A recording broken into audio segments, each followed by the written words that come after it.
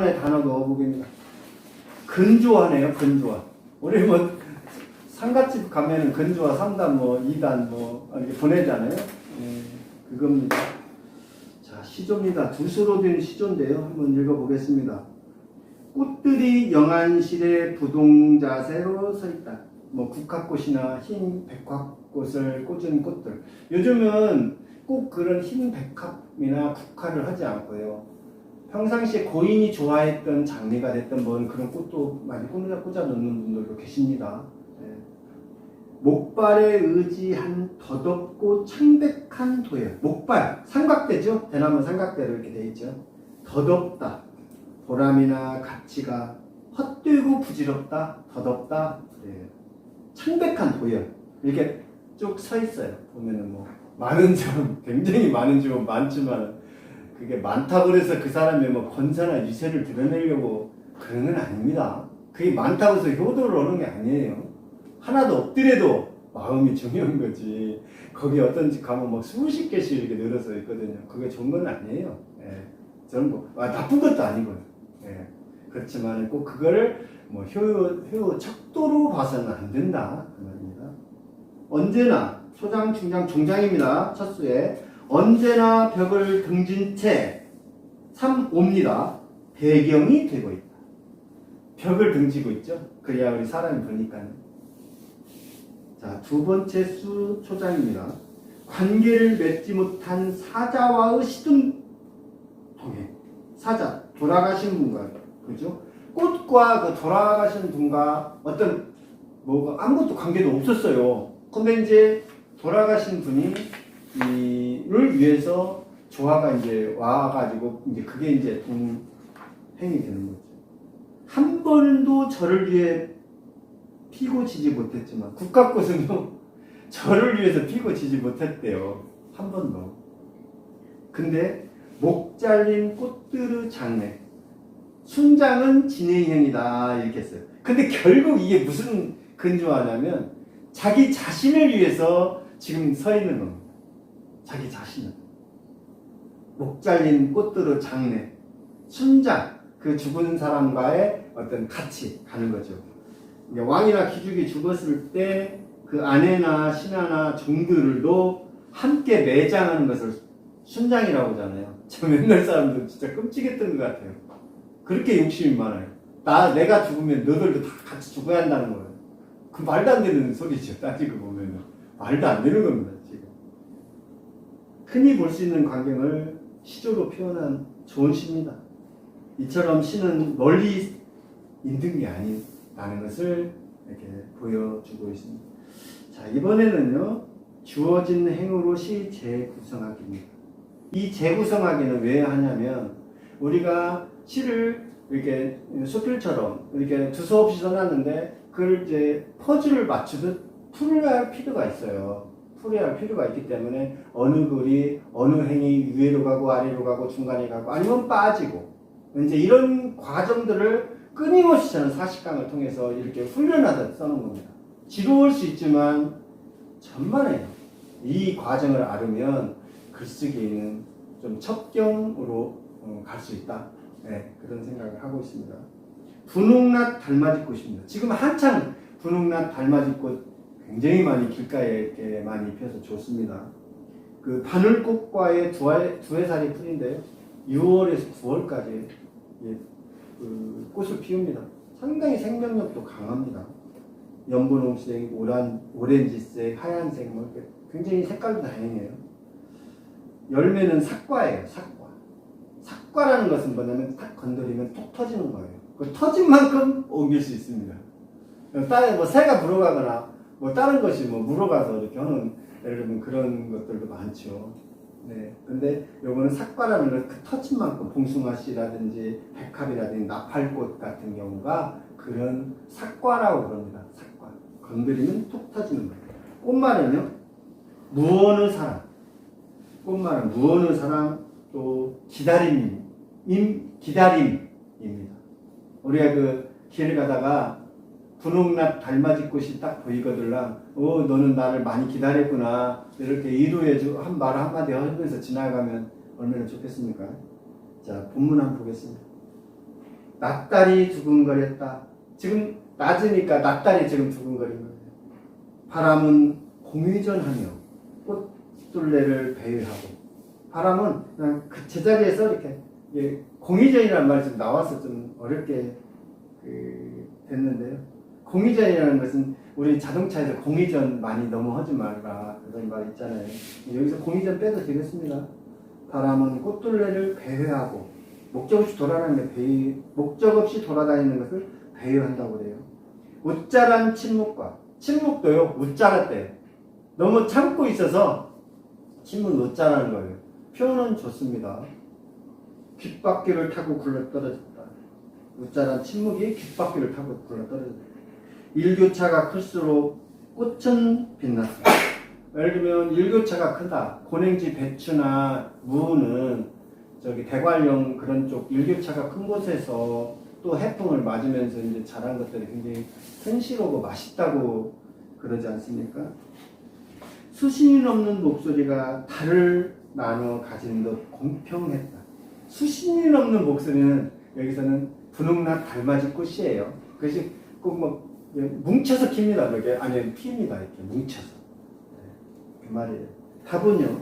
1423입니다. 1423.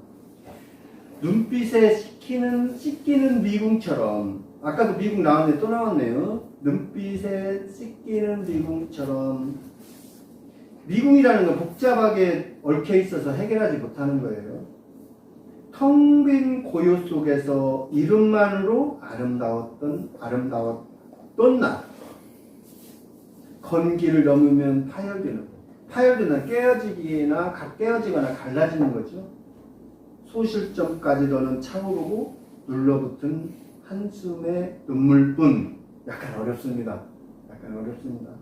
고백으로부터 우연의 방향까지 다른 뜰 것인즉 그쯤에서 멈춰선 당신을 위해 둥둥 종소리 울려 땅의 문을 두드리고 있다. 이게 분홍낫 달맞이 꽃이 피는 이유는 자기를 보고 있는 사람을 기다려주고요. 땅의 문을 두드린대요. 키 낮게 피어서 땅의 문을 두드리기 위해서 달맞이 꽃이 피는 거예요. 자, 첨사각입니다. 답은요. 광장에서입니다. 광장에서. 이제 뭐 더 좋은 말 있으면 넣어도 되겠습니다. 체질하던 눈발 위로 열리는 씨앗. 지금 눈발이 막 체질하듯 이렇게 막 때리는 거예요. 빗금을 사선으로 이제. 근데 여기서 체질이라. 어이가 아니고 아이입니다. 아이. 그러니까 체질을 하던 여기를 가운데 줄을 긋고요. 아이, 체질을 하던 애야 뭘 회초리로 체질한다. 때린다 할 때 그 체질입니다. 체질. 이 체질을 이렇게 이만한 고온체로 이렇게 밀가루를 체질한다 할 때는 어입니다. 체질은 채찍으로 때리거나 치는 일이거든요. 그러니까 이런 그 사소한 것도 잘 봐야 됩니다. 비둘기 때 맞바람 거슬러 올라 땅의 무게를 부린다. 여기를 비둘기 때 맞바람 거슬러 올라까지 가운데 줄 긋고 맞바람 거슬러 오는 비둘기 떼가 이렇게 하면 좋습니다. 맞바람 거슬러 오는 비둘기 떼가 땅의 무게를 버린다. 휴지처럼 뒹굴거는 가운데 줄 긋어서 빼겠습니다. 저녁이 여러 갈래의 길을 하나로 만들고. 저녁은요 낮에 모든 길을 다 어둠으로 감춰버리죠. 어둠이라는 길 하나에 그 자체예요. 그 자체로 모든 길들이 들어가 버리는 겁니다. 밤의 용머리를 하늘 땅 첫머리로 튼다. 하늘과 어둠 딱 이 하나 그것밖에 없어요. 불면의 의자 빼겠습니다. 불면 끝으로 사드락 도지는 행렬병. 도진다, 재발하거나 덤나는 행렬병은 일정한 거처가 없이 떠돌아 다니는 병. 그거예요. 행렬병 행여 환자 그러잖아요. 그 굳은 자무, 자근호, 그 굳은 자무를 가운데 줄 긋고요. 수만 인파로, 광장이기 때문에 그렇습니다. 수만 인파로 다져진 수평 목숨이요. 평평한 목숨들이 광장에 다 이제 모여있는 그런 광경입니다. 헤어짐도 또 다른 약속이라 믿으며, 헤어진다는 것은 다시 만나는 걸 약속하는 거죠. 하염없이 떠나간 자, 하염없이 돌아오는 길, 어디로 걷든 광장은 사방팔방이다. 어디로 걷든 광장은 광장이에요. 약간 오늘은 약간 어렵네요, 시들이. 분홍날 달맞이고 그 앞에 부질없는 시분석은 다른 사람 맡겨라. 오늘따라서 그렇습니다. 그래서 첨사각이 한번 해봤고요. 이번에 이제 마지막입니다. 부분 감상이네요. 그루터기입니다. 그루터기. 그러니까 그루터기는 나무를 베어낸 밑둥을 그루터기라고. 나이테가 보이는 거예요, 지금. 나무를 딱 베어내고요. 근데 어떤 분들은 글을 쓰면 이렇게 쓰는 분이 있어요. 사람들이 큰 나무 밑 그루터기에 앉아. 그렇게 쓰는 분이 있거든요. 그 조금 잘못됐어요. 네, 그거는. 그루터기에 앉아서 쉬고 있다. 그러면 아예 베어진 나무 밑둥에 앉아서 의자처럼 앉아 있는 거죠. 네. 우리는 그루터기를 잘못 사용하는 그 예가 종종 있습니다. 날개가 없는 나무들은 광활한 창공을 가졌다. 당연하죠? 날개가 없는 나무들, 이파리가 모든 날개예요. 광활한 창공을 갖고 있어요. 바람과 동행하며 하늘의 음성에 귀 기울인다. 가뭄 날엔 뿌리는 더 깊이 내려가. 나무들이 그렇죠. 우리가 어떤 화분에 이제 어떤 것을 옮겨 심거나 옮겨 심고 계속 물 주면 안 됩니다. 반드시 이제 뿌리를 자르고 옮겨 심었으면, 선인장 같은 경우는 신문지다 돌돌 말아놨다가 그 상처가 안 무르면 모래에다 파묻고 물은 한 일주일 있다 한번 흠뻑 주면 되는 거고요. 일반 화초나 이런 나무들은 화분에 옮겨 심고 뿌리를 자르고 한 것은 딱 좋은 흙에다 딱 심고 물 한 번만 흠뻑 주고 위에가 어느 정도 80% 말랐을 때 물을 주기 시작해야 돼요. 어떤 분은 너무 사랑해서 나무에다 계속 물 줍니다. 그럼 처음에는 잘 살고 있다가 나중에는 뿌리 다 썩어버려서 죽어버려요. 그런 경우니까 그런 경우도 잘 생각을 하셔야 됩니다. 가문 날엔 뿌리를 더 깊이 내린다. 우리가 가물면요, 뿌리 깊이 내려요. 우리에게 시련을 주는 것은요, 저를 더 강하게 만들기 위해서 저를 시련을 준다고 생각하고 있어요. 저도 요즘 치아가 아파가지고 상당히 고생하고 대대적인 공사를 하는데요. 저에게는 엄청난 시련이에요. 돈도 막대하게 들고요. 그러니까 여러분도 좀 아프면 병 키우지 말고 빨리 병원 가서 그 자체를 뿌리를 뽑아야 돼요. 근데 저는 이제 당뇨 합병증으로 이제 이렇게 됐는데요. 저에게 큰 시련을 왔지만 저를 더 강하게 만들기 위해서 그런다 생각하고 위안하고 있습니다.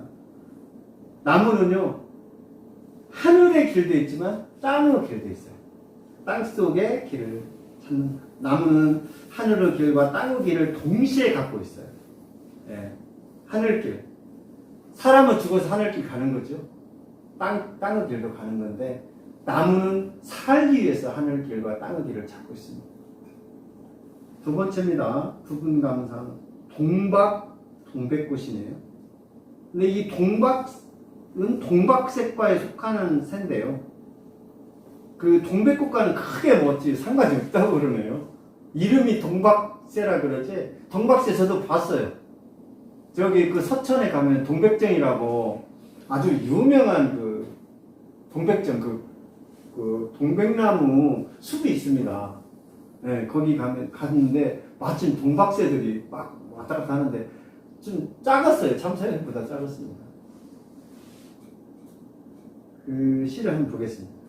달빛 환하게 내려앉는 밤, 나 거기 동백숲에 들어 발정난 동박새와 성적 충동을 일으키는 거죠. 발정 났다는 것은.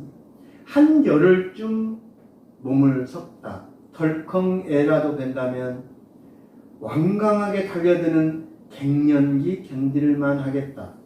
아주 관능적으로 써버렸네요. 아주.